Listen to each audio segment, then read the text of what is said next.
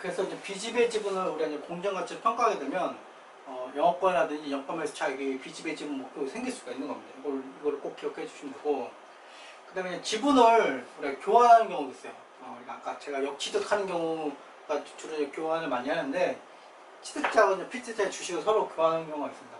지분만을 이제 교환할 때는 취득일에 피취득자의 지분의 공정가치가 피취득자 지분의 공정가치가 더 신뢰성 있게 측정되는 거예요. 피취득자의 공정가치 신뢰성 있게 할 수가 있어요. 왜냐면 공정가치를 하니까.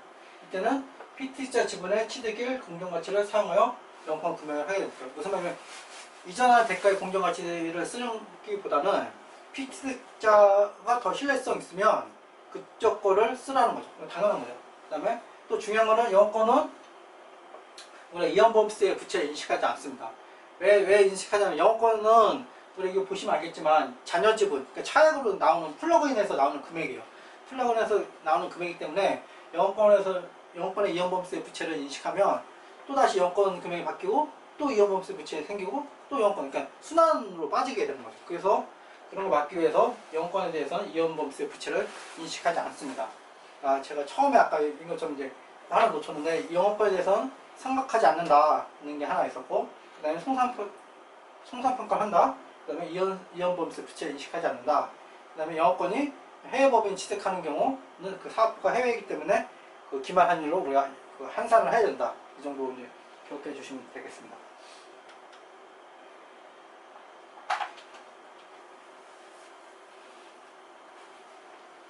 영가 매수 차익은 제가 이제 아까 처음에 말씀드린 것처럼 영가 매수 되게 특이한 경우예요. 그래서 실제로 우리가 싸게 파는 사람은 없잖아요. 자기 거를 좀 비싸게 팔고 싶은 거 당연한 거고, 사는 사람 입장에서도 저 사업이 매력적이니까 내가 사는 거잖아요. 그렇기 때문에 그 프리미엄을 주고 보통 사오지 싸게 사지 않아요. 싸게 사는 경우는 진짜 아주 이제 경제 위기가 와서 어쩔 수 없이 이제 그 피트자 파는 경우는 싸게 살 수 있는 거고, 대부분의 경우는 이제 싸게 살 수 있는 경우는 거의 없습니다. 그래서 영가 매수 차익을 인식하기 전에 다시 한번 해보라는 거예요. 이게 이제 기준서에 명확히 있습니다.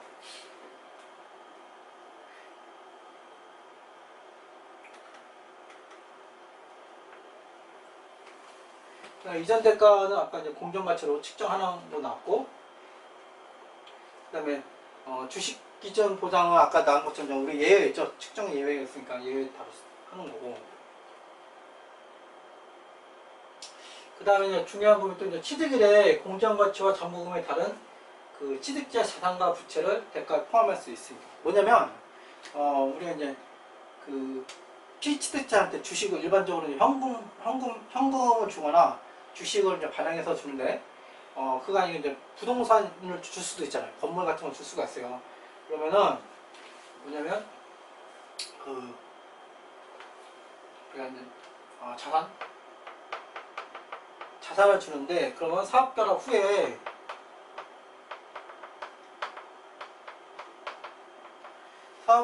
도 취득자의 통제 하에 있냐,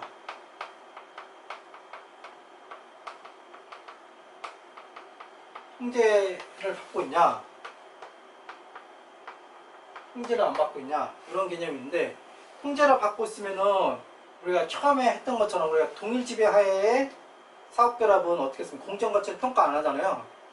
바뀐 거 없는 거예요. 그러니까 회계에서 우리가 이제 IFRS를 보면 어떤 이벤트의 변경 전과 변경 후가 있는데, 이 사업 그 성격이 좀 바뀌면 공정가치를 평가하는 거고, 바뀌기 별로 없는 것 같아. 그러면 장부금액 그대로 가는 게 기본 개념입니다. 그래서 통제를 그대로 해. 사업결합 후에도 취득자 통제를 그대로 하면 장부금액인 거고, 통제를 하지 않으면 이제 장부금액이 아닌 금액으로 인식을 하게 되는 거예요. 그 얘기가 써있는 거예요. 그래서 취득자 자산부채를 이전 대가 포함할 수가 있는데, 취득을 현재 공정가치로 재측정합니다. 일반적으로 재측정하고 차손이 있으면 단기손익 인식합니다. 그런데 사업결합한 후에도 결합기업이 여전히 남아있으면 어떻게 하냐, 계속 통제하는 경우가 있다. 이때는 장부금액으로 그대로 간다. 그러니까 이걸 단기손익을 인식하는 걸 안 한다. 이런 개념입니다. 네, 조건부 대가 쪽 보겠습니다. 조건부 대가도 이게 취득일에 그냥 공정가치로 인식하는 거고, 그러니까 아까 했던 거고, 그다음에 다음 보겠습니다. 이제 단계적으로 이루어지는 사업 결합인데요. 단계적으로 이루어지는 사업 결합, 아까 제가 이제 말씀드렸어요. 일단 기본적으로 공정가치 평가를 한다는 거고, 기존에 그 장부 금액하고 기존에 이제 공정가치 금액이 다르면 지분 상품이기 때문에 그 지분 상품 평가에 따라서 이제 그 단기 손익을 인식할 수도 있고 기타 포괄로도 인식할 수가 있습니다. 그래서 단기 손익 또는 기타 포괄 손익으로 인식한다. 이 정도만 기억해 주시면 되고 있습니다. 그리고 실제로 대가 이전 없이 이루어지는 사업 결합, 이게 그 처음에는 생소할 수가 있는데 실제 실무에서는 제가 경험을 해본 바로는 종종 일어납니다. 종종 일어나. 이게 뭐냐면 우리가 이제 주식을 이미 갖고 있는데 이미 그러니까 실제로 그 합병 쪽에는 적고 합병 쪽에서는 이게 대가 이전 없이 이루어지는 경우는 주로 이제 계약서 약정 같은 경우만 그렇고, 연결 쪽에서는 이루어지는데 연결 쪽에서는 주로 이제 자기 주식을 이제 취득하는 거예요. 피취득자가 자기 주식을 취득하거나 아니면 뭐 다른 약정에서 풀어지거나 이럴 때는 대가에 그 이전이 없었는데 사업 결합이 되는 경우가 있어요. 그래서 실제 실무에서 이거를 놓치는 경우가 있어요. 실무하시는 분들이. 그래서 실제는 뭐 2분기 때 이런 이벤트가 생겨서 사업 결합을 해야 되는데 놓쳐서 3분기나 4분기 때 하는 경우도 있어요. 이게 뭐 이상한 거 아니다. 실무에서 종종 일어나는 경우다. 그런 거 아시면 되고, 네, 언제 이루어지냐면 피취득자가 충분한 수량 자기 주식을 다시 사는 경우, 우리 자기 주식 같은 거 의결권이 없기 때문에 그 다른 사람들이 이제 지분율이 올라가죠. 그래서 이제 사업 결합을 해야 되는 경우가 있고, 그다음에 취득자가 이제 지배력을 원래 갖고 있었는데 그걸 막는 약정 같은 게 있었어요. 소속권 이런 거부권이 이제 해소된 경우도 이제 사업 결합이 되는 거고, 그다음에 계약만으로 하는 경우, 이런 경우는 그러니까 1번하고 3번을 저희가 지금 좀 봤고 2번 같은 경우는 좀 제가 좀 경험이 없습니다. 근데 실제로 대가 이전 없이 사업 결합이 이루어지는 경우가 종종 있다는 거고 무시하면 안 된다는 겁니다. 그다음에 측정 기간인데, 측정 기간은 우리가 이제 아까 우리가 지배력 획득한 날에 이제 회계 처리하는데, 실제로 우리가 실무상으로는 우리 사업 결합을 뭘 하면 우리가 이제 PPA라고 외부에 이제 용역을 줍니다. 회계법인들의 이제 회사들이 용역을 줘서 이제 PPA 보고서를, 사업 결합 보고서를 냅니다. 사업 결합 보고서를 내는데 불사표에게 이제 취득일에 이제 최종 금액이 확정이 안 되는 경우도 있어요. 최종 금액이 확정되지 않으면 어떻게 하냐? 그 관련된 기준서가 되고, 측정 기간은 1년을 넘으면 안 된다. 지배권 획득일 기준으로 1년을 넘으면 안 된다. 이런 걸 얘기해 준 거고, 그 다음에 소급해서 적용한다. 취득일, 그러니까 3월 1일이 지배권 획득일이면 6월 1일 날 관련된 정보가 추가로 취득했다. 그러면 3월 1일로 가서 회계 처리하는 겁니다. 소급 적용이 허용되는 겁니다. 소급 바이오 조정한다는 거고, 취득일 쪽을 가서 소급 적용하게 됩니다. 그리고 측정 기간은 취득한 날부터 1년을 초과할 수 없다는 겁니다.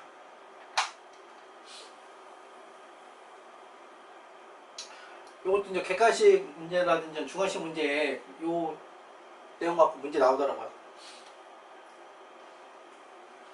그러면 이제 우리 측정 기간 동안 이제 자산 부채 금액이 바뀌면 당연히 영업권이라든지 영가매수 차익이 바뀝니다. 그건 당연히 반영을 해주는 거고요. 측정 기간의 취득자는 마치 사업기간 회계 처리가 취득일에 완료된 것처럼 당정 금액 조정을 인식한다. 소급 적용한다는 그런 겁니다. 그러므로 취득자는 재무제표에 표시한 과거기간의 비교 정보를 필요한 경우 수정하여 이러한 수정에는 처음 회계 처리를 완료하면서 이미 인식한 감가상각, 상각, 그 밖의 수익 영향의 변경 등이 있다. 이게 무슨 의미냐면 아까 3월 1일이라고 그랬는데, 우리가 이제 유형자산을 3월 1일 날 10,000원을 한 거예요. 10,000원을 한 건데 7월 1일 날 가보니 10,000원이 12,000원으로 된 거예요. 그러면은 3월 1일부터 요 사이에는 10,000원으로 우리가 감가상각을 하잖아요. 그러면은 7월 1일 날 12,000원 되면 12,000원 얘를 바꿔서 소급 적용하라는 의미입니다. 그래서 보시면 수정하며 이러한 수정에는 처음 회계처리 완료하면서 이미 인식한 감가상각, 상각, 그 밖의 수익 영향 등이 변경될 수 있다. 소급 적용한다. 그 멘트만 정확하게 이제 알고 계시면 됩니다.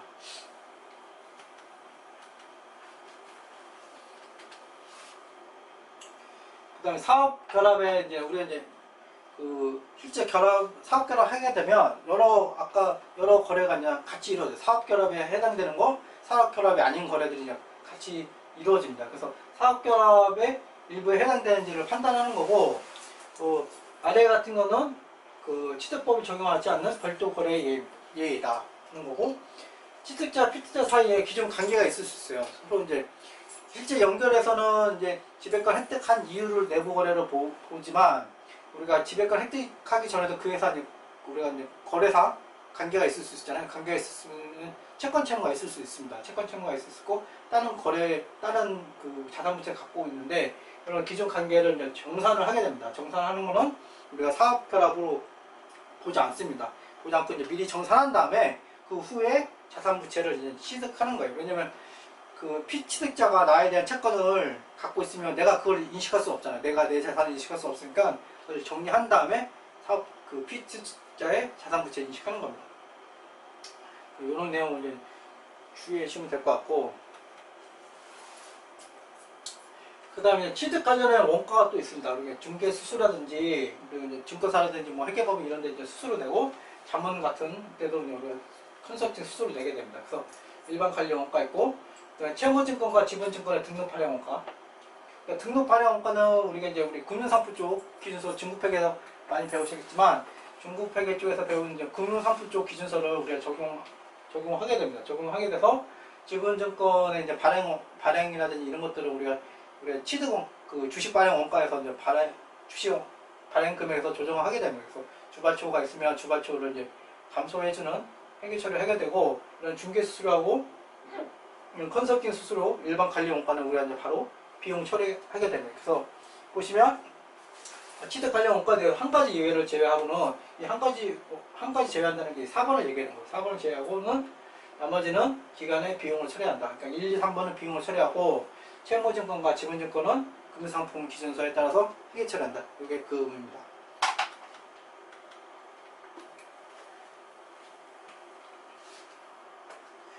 그다음에 지금 앞에까지는 이제 취득일에 이제 다 회계 처리를 이제 다 한 거고, 후속 추정은 어떻게 할 거냐?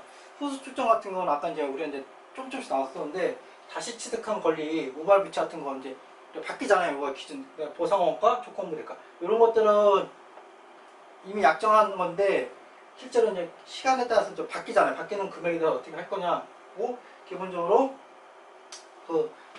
다시 취득한 권리는 아까 말한 것처럼 남은 계약 기간에 거쳐 상각을 하게 되고, 우발 부채에도 우리가 취득일에 이제 인식한 금액이 있잖아요. 취득일에 인식한 금액이 이제 상황에 따라서 금액이 바뀔 수 있잖아요. 보시면 이제 다음 중 큰 금액을 한다. 우리 이제 보수적으로 하는 거예요. 우리 회계상 용어는 이제 보수주가 있는데, 우리가 우발 부채도 원래 우발 부채 37호에 따라서는 우리가 가능성이 높은 여기까지 요 후속 측정. 네, 조건부 대가 쪽 보겠습니다. 조건부 대가도 이게 취득일에 이제 공정 가치로 인식하는 거고, 그러니까 아까 했던 거고, 그다음에 다음 보겠습니다. 이제 단계적으로 이루어지는 사업 결합인데요. 단계적으로 이루어지는 사업 결합, 아까 제가 이제 말씀드렸어요. 일단 기본적으로 공정 가치 평가를 한다는 거고, 기존에 그래서 장부 금액하고 기존에 이제 공정 가치 금액이 다르면 지분 상품이기 때문에 그 지분 상품 평가에 따라서 이제 단기 손익을 인식할 수도 있고, 기타 포괄로도 인식할 수가 있습니다. 그래서 단기 손익 또는 기타 포괄 손익으로 인식한다. 이 정도만 기억해 주시면 됩니다. 그리고 실제로 대가 이전 없이 이루어지는 사업 결합, 이게 처음에는 생소할 수가 있는데, 실제 실무에서는 제가 경험을 해본 바로는 종종 일어납니다. 종종 일어나. 이게 뭐냐면, 우리가 이제 주식을 이미 갖고 있는데, 그러니까 실제로 합병 쪽에는 적고, 합병 쪽에서는 이게 대가 이전 없이 이루어지는 경우는 주로 이제 계약서 약정 같은 경우만 그렇고, 연결 쪽에서는 이루어지는데, 연결 쪽에서는 주로 이제 자기 주식을 이제 취득하는 거예요. 피취득자가 자기 주식을 취득하거나, 아니면 뭐 다른 약정을 해서 풀어지거나, 이럴 때는 대가에 이전이 없었는데 사업 결합이 되는 경우가 있어요. 그래서 실제 실무에서 이거를 놓치는 경우가 있어요. 실무하시는 분들이. 그래서 실제는 뭐 2분기 때 이런 이벤트가 생겨서 사업 결합을 해야 되는데 놓쳐서 3분기나 4분기 때 하는 경우도 있어요. 이게 뭐 이상한 거 아니다. 실무에서 종종 일어나는 경우다. 그런 거 아시면 되고, 근데 언제 이루어지냐면 피취득자가 충분한 수량 자기 주식을 다시 사는 경우, 그냥 우리 자기 주식 같은 거 의결권이 없기 때문에 그 다른 사람들이 이제 지분율이 올라가죠. 그래서 이제 사업 결합을 해야 되는 경우가 있고, 그다음에 취득자가 이제 지배력을 원래 갖고 있었는데 그걸 막는 약정 같은 게 있었어요. 소속법 이런 거부권이 이제 해소된 경우도 이제 사업 결합이 되는 거고, 그다음에 계약만으로 하는 경우, 이런 경우는 그러니까 1번하고 3번을 저희가 지금 좀 받고 2번 같은 경우는 좀 제가 좀 경험이 없습니다. 근데 실제로 대가 이전 없이 사업 결합이 이루어지는 경우가 종종 있다는 거고, 무시하면 안 된다는 겁니다. 그다음에 측정 기간인데, 측정 기간은 우리가 이제 아까 우리가 지배력 획득한 날에 이제 회계 처리하는데, 실제로 우리가 실무상으로는 우리 사업 결합을 뭘 하면 우리가 이제 PPA라고 외부에 이제 용역을 줍니다. 회계법인들의 이제 회사들이 용역을 줘서 우리가 이제 PPA 보고서를, 사업 결합 보고서를 냅니다. 사업 결합 보고서를 내는데 불사표에게 이제 취득일에 이제 최종 금액이 확정이 안 되는 경우도 있어요. 최종 금액이 확정되지 않으면 어떻게 하냐? 그 관련된 기준서가 되고, 측정 기간은 1년을 넘으면 안 된다. 지배권 획득일 기준으로 1년을 넘으면 안 된다. 이런 걸 얘기해 준 거고, 그 다음에 소급해서 적용한다. 취득일, 그러니까 3월 1일이 지배권 획득이 되면 6월 1일 날 관련된 정보가 추가로 취득했다. 그러면 3월 1일로 가서 회계 처리하는 겁니다. 소급 적용이 허용되는 겁니다. 소급 바이오 조정한다는 거고, 취득일 쪽을 가서 소급 적용하게 됩니다. 그리고 측정 기간은 취득한 날부터 1년을 초과할 수 없다는 겁니다.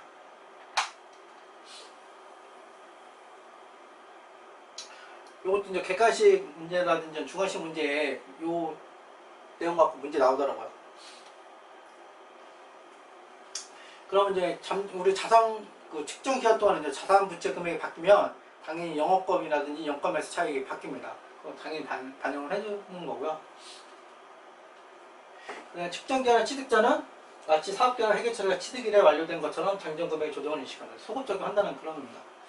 그러므로 취득자는 재무제표에 표시한 과거 기간의 비교 정보를 필요한 경우에 수정하여 이러한 수정에는 처음 회계 처리를 완료하면서 이미 인식한 감가상각, 상각, 그 밖의 수익 영향의 변경 등이 있다. 이게 무슨 의미냐면 아까 3월 1일이라고 그랬는데, 우리가 이제 유형자산을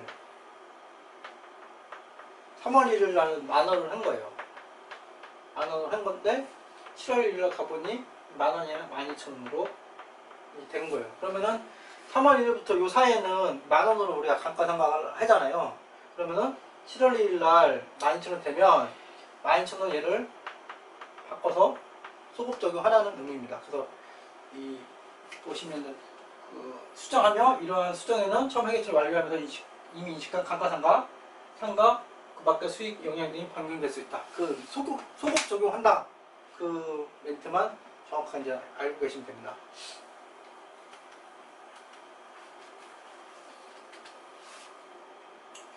그 다음에 사업 결합에 이제 우리가 이제 실제 사업 결합 하게 되면 아까 여러 거래가 이제 같이 이루어져요. 사업 결합에 해당되는 거, 사업 결합이 아닌 거래들이 이제 같이 이루어집니다. 그래서 사업 결합에 일부에 해당되는지를 판단하는 거고, 아래 같은 거는 취득법이 적용하지 않는 별도 거래 예외다 하는 거고, 취득자, 피투자 사이에 기존 관계가 있을 수 있어요. 서로 이제 실제 연결해서는 이제 지배권 획득한 이유를 내부 거래로 보지만, 우리가 지배권 획득하기 전에도 그 회사 우리가 이제 거래사 관계가 있을 수 있잖아요. 관계가 있으면 채권 채무가 있을 수 있습니다. 채권 채무가 있을 수 있고, 다른 자산 부채를 갖고 있는데, 이런 기존 관계를 이제 정산을 하게 됩니다. 정산하는 거는 우리가 사업 결합으로 보지 않습니다. 보지 않고 이제 미리 정산한 다음에 그 후에 자산 부채를 이제 취득하는 거예요. 왜냐면 피취득자가 나에 대한 채권을 갖고 있으면 내가 그걸 인식할 수 없잖아요. 내가 내 자산을 인식할 수 없으니까 그걸 정리한 다음에 피취득자의 자산 부채 인식하는 겁니다. 이런 내용을 이제 주의해 주시면 될 것 같고, 그 다음에 취득 관련된 원가가 또 있습니다. 우리가 중개 수수라든지, 그리고 이제 증권사라든지 회계법인 이런 데 이제 수수료 내고, 자문 같은 데도 우리가 컨설팅 수수료 내게 됩니다. 그래서 일반 관련 원가 있고, 채무증권과 지분증권의 등록 발행 원가. 그러니까 등록 발행 원가는 우리 금융상품 쪽 기준서 중국회계에서 많이 배우시겠지만, 중국 회계 쪽에서 배운 이제 금융상품 쪽 기준서를 우리가 적용하게 됩니다. 적용하게 돼서 지분증권의 이제 발행이라든지 이런 것들을 우리가 취득원 그 주식 발행 원가에서 이제 주식 발행 금액에서 조정을 하게 됩니다. 그래서 주발초가 있으면 주발초를 이제 감소해주는 회계 처리를 하게 되고, 이런 중개 수수료하고 이런 컨설팅 수수료, 일반 관리 원가는 우리가 이제 바로 비용 처리하게 됩니다. 그래서 보시면 취득 관련 원가에 한 가지 예외를 제외하고는 이 한 가지 제외한다는 게 4번을 얘기하는 거예요. 4번을 제외하고는 나머지는 기간에 비용을 처리한다. 그러니까 1, 2, 3번은 비용을 처리하고 채무증권과 지분증권은 금융상품 기준서에 따라서 회계 처리한다. 이게 그 의미입니다.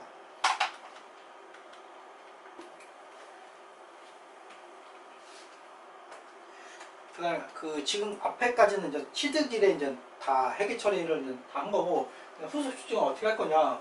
후속 추정 같은 건 아까 이제 우리가 이제 조금씩 나왔었는데, 다시 취득한 권리, 우발 부채 같은 거 이제 바뀌잖아요. 이거 기준 보상원가, 조건부 대가 이런 것들은 이미 약정한 건데 실제로 이제 시간에 따라서 좀 바뀌잖아요. 바뀌는 금액에 대해서 어떻게 할 거냐고, 기본적으로 그 다시 취득한 권리는 아까 말한 것처럼 남은 계약 기간에 거쳐 상각을 하게 되고, 우발 부채에도 우리가 취득일에 이제 인식한 금액이 있잖아요. 취득일에 인식한 금액이 이제 상황에 따라서 금액이 바뀔 수 있잖아요. 보시면 이제 다음 중 큰 금액을 한다. 우리 이제 보수적으로 하는 거예요. 우리 회계상 용어는 이제 보수주가 있는데, 이제 우발 부채는 아까 말씀드린 것처럼 우리가 이제 보수주의 개념이 좀 들어갔다고 보시면 돼요. 그래서 큰 금액을 하고 있고요. 네, 보상자산 같은 경우는 우리 이제 아까 제가 말씀드린 것처럼 이제 공정가치를 하는데, 공정가치가 아닌 경우는 이런 공정가치 아닌 경우는 후속적으로 경영진의 검토를 해서 충당을 받고 그런 걸 하는 겁니다. 조건부 대가인데, 조건부 대가는 취득일의 존재 사항과 사항에 대해서 취득일 후에 추가로 입수한 정보가 이제 다를 수가 있습니다. 이제 그러한 변동은 측정 기간에 좀 조정 사항인 거고, 취득일 이후에 발생한 사건으로 변동은 측정 기간의 조정 사항이 아니다. 그러니까 이후에 발생한 거는 측정이 아니다. 그런 거고, 이 정도만 내용을 아시면 될 것 같고, 그 다음에 다 끝났네요. 네. 그리고 이제 문제는 이제 요거 하고 다음 시간에는 저희가 이제 기출 문제 위주로 문제를 쫙 풀어보겠습니다. 이제 회계사 문제하고 세무사는 별로 안 나와서 회계사 문제 위주로 문제를 쫙 풀어볼 겁니다. 네, 다음 시간에 뵙겠습니다.